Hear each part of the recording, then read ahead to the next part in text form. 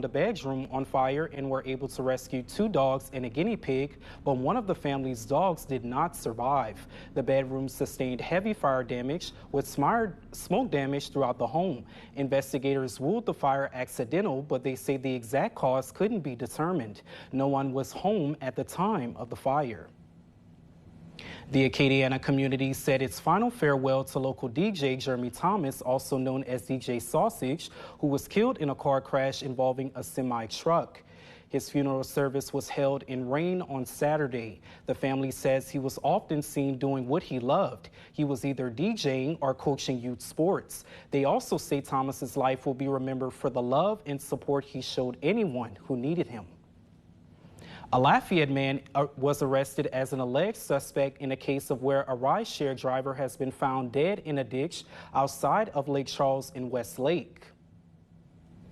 The Calcasieu Parish Sheriff's Office says deputies found the woman's body Friday morning, later identifying her as 62-year-old Lawana Lewis of Lake Charles. One of the suspects, 23-year-old Ethan Bush of Boyce, was struck by a vehicle as he ran into traffic to avoid law enforcement. He died on the scene. The other suspect, 26-year-old Tristan Bush of Lafayette, was taken into custody and is to be extradited back to Calcasieu. The initial investigation reveals the victim suffered multiple gunshot wounds to the head.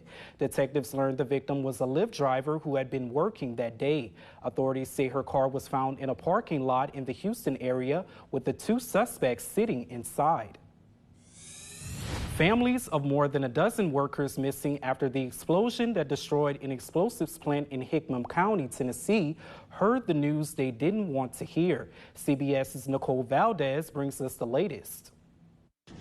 At some point in time, we've got to rip off the Band-Aid. Sheriff Chris Davis choked back tears, confirming the worst. More than 300 people have been through almost every square inch of this facility, and at this time, we've recovered no survivors. The blast happened Friday morning at this military explosives plant.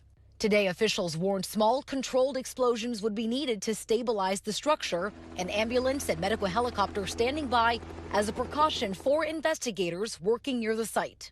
These grim images show what the building looked like before and after the blast, heard more than 15 miles away.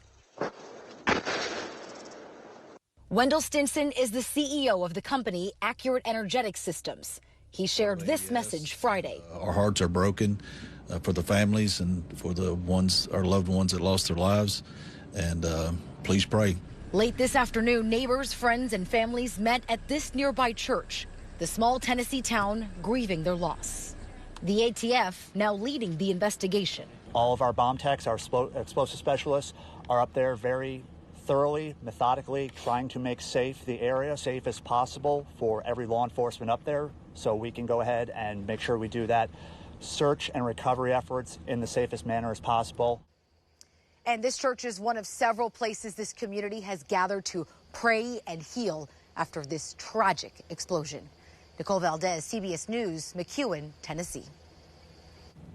Back here at home, Opelousas police announced Friday they've arrested a suspect following a shooting near Oak and Lawrence Street last Tuesday.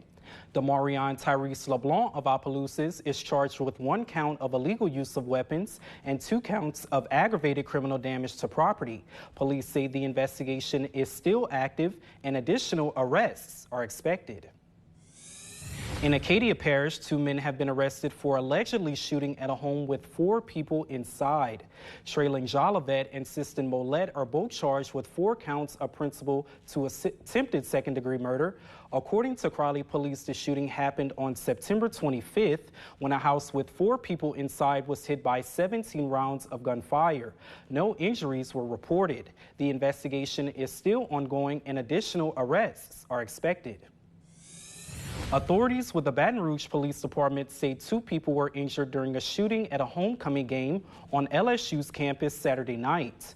A spokesperson for the East Baton Rouge Emergency Medical Services said they took 2 people to the hospital after a reported shooting near Highland Road and Dalrymple Drive. Their conditions have not yet been released. Baton Rouge police say the shooting is still under investigation.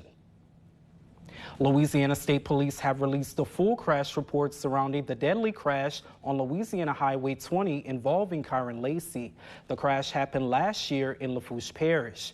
News 10's Rodrika Stevens takes us inside the report with multiple witness statements and additional video evidence surrounding the fatal crash. At the time of impact, he's 72.6 yards behind the vehicles at the time of impact. Keyword, behind the vehicles.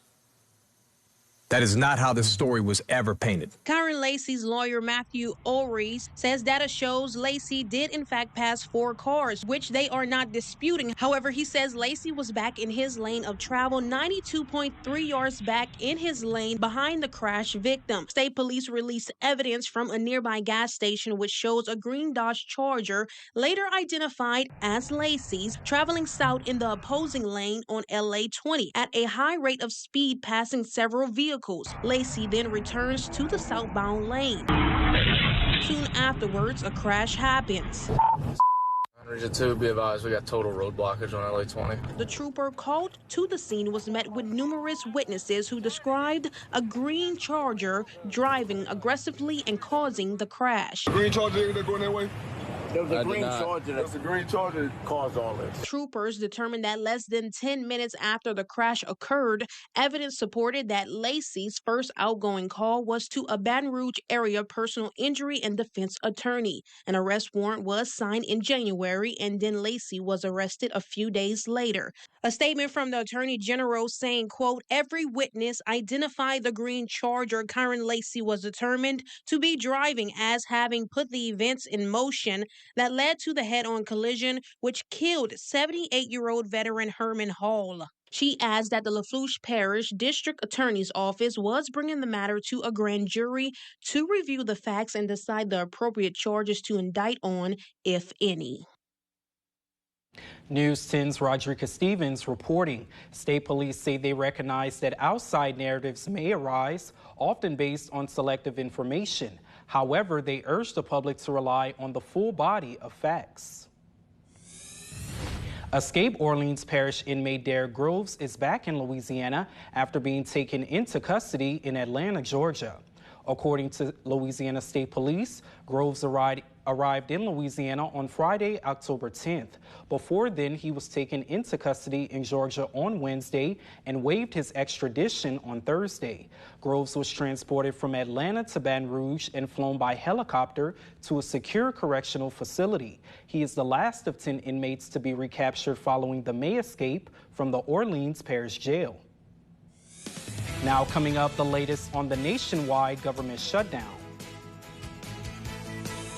And next on Passe Partout, meteorologist Adam Olivier tells us more about the weekend forecast.